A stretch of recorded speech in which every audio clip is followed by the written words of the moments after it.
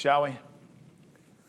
Beloved community of faith, be it morning light, midday sun, or evening hush, when two or more souls in worship abide, love walks in that nothing can divide. So here we stand, healing in grace. It's a sacred joy to share this time and this space. So I'd like you to imagine with me for a second a world where everything that you know is collapsing. The places you once trusted for safety, gone. The leaders you believed in, corrupt. The systems you depend on, broken. Sound familiar? It should, because it's not just the story of ancient Jerusalem, it's our story too. This morning, Jesus describes a world unraveling with wars and earthquakes and famines and betrayals and persecutions and fears. It's a litany of disasters that sound as sensationalized as today's evening news. Yet in the midst of this terrifying vision, Jesus says something shocking. Do not be frightened. How can this make sense? Eugene Peterson said Jesus was proclaiming a way of life that has its feet on the ground, reasonable and whole and practical, but vastly different from what we're used to. Centuries, maybe even millennia ago, spiritual giants have been saying this. And I took that and I tried to mush it together, and I want to assure you, the spiritual giants of all the millennia want to assure you that the worst thing isn't death or suffering or rejection. The worst thing is to live isolated, without meaning, without hope, without love, without God. And here's the good news. You are never without God. We live in an anxious age. Our timelines are flooded with breaking news, with outrage, and with despair. The planet is warming. Politics are raging. Wars are ongoing. And people, real people, are hurting. And we scroll through it all, feeling powerless. But the world that Jesus describes, the one of chaos and collapse, is not meant for us to cower. It is meant to train us to have courage. As Peterson again paraphrases this Mark 13 version of this, he says, we're here to be trained in watchful waiting, not anxious worrying. Don't you love that? Watchful waiting, not anxious worrying. Watchful waiting means that we don't cling to panic. We don't cling to the wave. It's passing. We don't hold so tightly to our comfort that we miss the grace that's unfolding before us. And in that process, we learn to pay attention, to pause, to take it in, and to see what God is doing, especially in the rubble and in the ashes. Because every morning, with every sunrise, grace spills across the horizon. That's the heart of the gospel.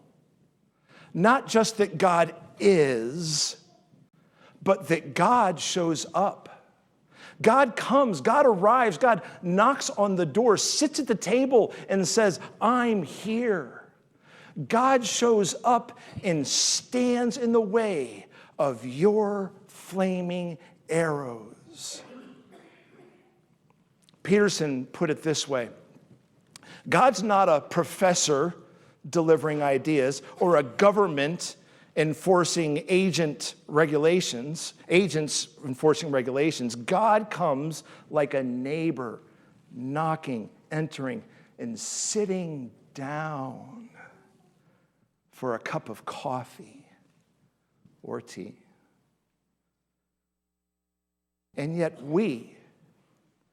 there's something about us that's attracted to all the drama, that's attracted to all the conflicts, just like we were in elementary school, right?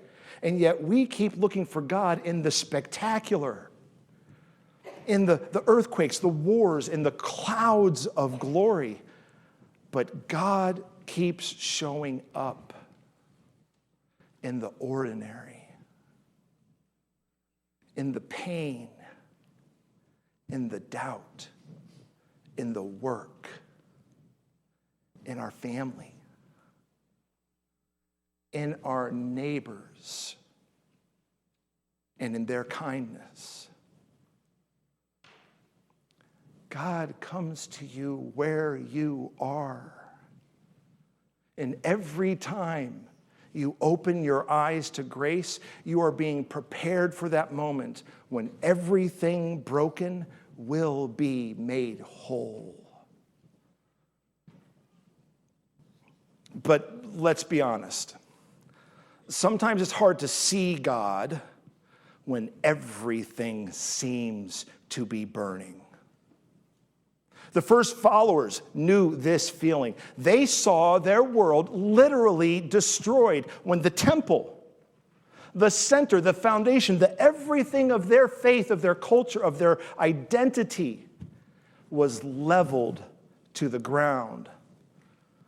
Their temple was not just a building. It was a symbol of who they were as a people. It was a symbol of their resilience, of their endurance, of the divine presence itself. To lose it was to lose hope itself. But as the lectionary for this morning reminds us, Christ's prophecy wasn't about punishment. It was about preparation. It was a call to endure, to trust God's providence, and that God would sustain them and us through the trial. And when dread threatened to consume them, Jesus gave them words to live by. Did you hear them in between there? Beware that you're not led astray. Do not be terrified. This will give you an opportunity to tell your story, to testify.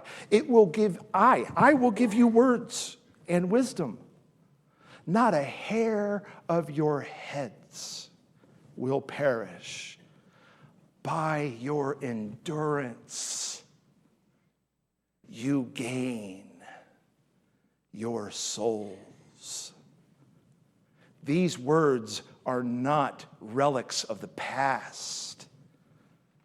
They are blueprints for here and now. They are blueprints for the present. We live in our own apocalyptic moment, not because the world is ending, but because the old world is passing away. We're in the midst of a reformation. The systems that exploit are crumbling. The illusions of control are fading. And in their place, God is calling forth something new. But here's the catch. To rise, the phoenix must first burn. Octavia Butler wrote that in the parable of the talents, and it captures perfectly what Jesus is trying to say today and for all time. Transformation always comes through fire. Renewal always comes through loss. And resurrection always follows crucifixion. It's terrifying. Yes. But it's also liberating. Because when everything we thought we need falls away, we discover what truly matters. Not possessions, not status, not even survival. Remember every hair of your head? What matters is love, meaning, hope, and the unbreakable, unshakable, undeniable presence of God. We see this truth in every act of courage in a nurse who walks into a hospital day after day in the midst of a pandemic. When a teacher shows up for few students in an underfunded classroom. When an activist keeps marching for justice. When a lot of people are saying, give up. When you forgive someone who really doesn't deserve it. That's endurance. That's faithfulness. That's soul gain. By your endurance, Jesus says, you will gain your soul. Not by your success, not by your certainty, by your endurance. Endurance is not a passive waiting. It's active, it's adaptive. It's an active and an adaptive trust. It's believing that love still has the last word when the screams around you are saying everything else otherwise. Because God shows up again and again and again and stands between you and all that is meant to harm you.